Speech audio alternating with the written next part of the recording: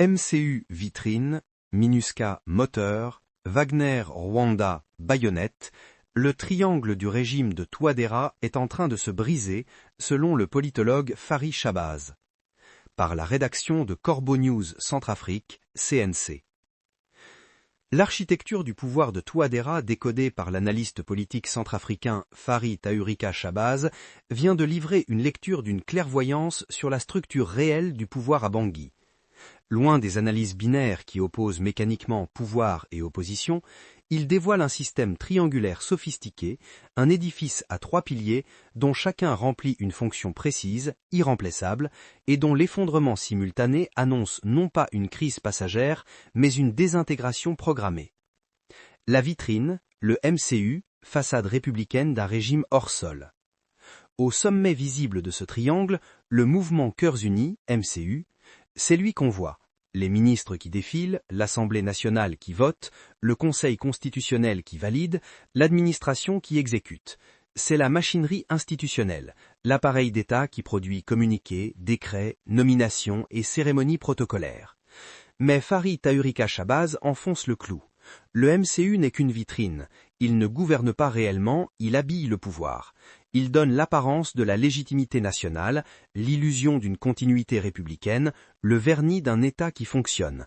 Mais derrière les discours patriotiques et les rassemblements de militants, il n'y a ni autonomie stratégique, ni capacité opérationnelle réelle. Le MCU est un décor institutionnel nécessaire, mais ce n'est qu'un décor. Le moteur invisible, la MINUSCA, carburant stratégique du régime. Voilà le cœur du système, le pilier central que Fary Tahurika Chabaz identifie avec une précision chirurgicale. La MINUSCA n'est pas un simple partenaire technique, c'est le moteur. Sans elle, rien ne tourne. Depuis 2016, c'est la mission onusienne qui fournit la légitimité internationale multilatérale sans laquelle Touadéra ne serait qu'un président contesté parmi d'autres dans la région, le soutien logistique et financier massif qui compense l'effondrement total des capacités budgétaires de l'État centrafricain, la présence militaire dissuasive dans les zones critiques empêchant l'effondrement total face aux groupes armés, le parapluie diplomatique qui permet au régime de survivre aux scandales, aux violations des droits humains, aux échecs répétés. Fary Tahurika Chabaz a raison de marteler ce point. Sans la MINUSCA, le triangle perd son centre de gravité. Elle n'apporte pas qu'un appui parmi d'autres, elle est le carburant principal, le rouage essentiel, l'élément sans lequel tout l'édifice s'effondre. Le MCU peut faire semblant de gouverner, Wagner peut protéger le palais, mais sans le moteur MINUSCA, il n'y a plus d'État, plus de crédibilité, plus de projet politique tenable. Les baïonnettes, Wagner et Rwanda, violence déléguée et coercition rapide. Troisième sommet du triangle, les alliés. D'un côté Wagner, rebaptisé Africa Corps, de l'autre les forces rwandaises déployées bilatéralement. Leur rôle est clair, brutal, non négociable. Ils fournissent la force brute. Protection rapprochée du président, opérations offensives contre les groupes armés, sécurisation des zones minières stratégiques, élimination physique des menaces directes. C'est la violence organisée, la capacité de coercition immédiate quand la MINUSCA ne peut ou ne veut pas intervenir. Mais comme le souligne justement Fary Tahurika Chabaz, les baïonnettes ne donnent ni légitimité internationale, ni carburant financier ou logistique global. Wagner ne finance pas l'État, ne nourrit pas les fonctionnaires, ne paie pas les enseignants. Le Rwanda n'apporte pas de crédibilité onusienne. Le rapport est unilatéral, la violence, essentielle dans un contexte de guerre civile larvée, mais structurellement insuffisante pour faire tenir un régime à elle seule. Le triangle se brise, une désintégration simultanée. Et c'est là que l'analyse de Fary Tahurika Chabaz devient implacable. Ce triangle, cette architecture à 3 piliers interdépendants, est en train de se disloquer, simultanément, sur ces 3 sommets.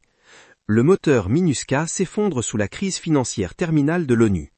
Les chiffres sont publics, les faits sont têtus. Déficit budgétaire abyssal des opérations de maintien de la paix onusiennes, menace concrète de faillite technique en juillet 2026, retrait déjà constaté de bases stratégiques en Centrafrique, réduction drastique des moyens logistiques et opérationnels. Sans financement, la MINUSCA ne peut plus jouer son rôle de moteur, et sans moteur, tout le système cale.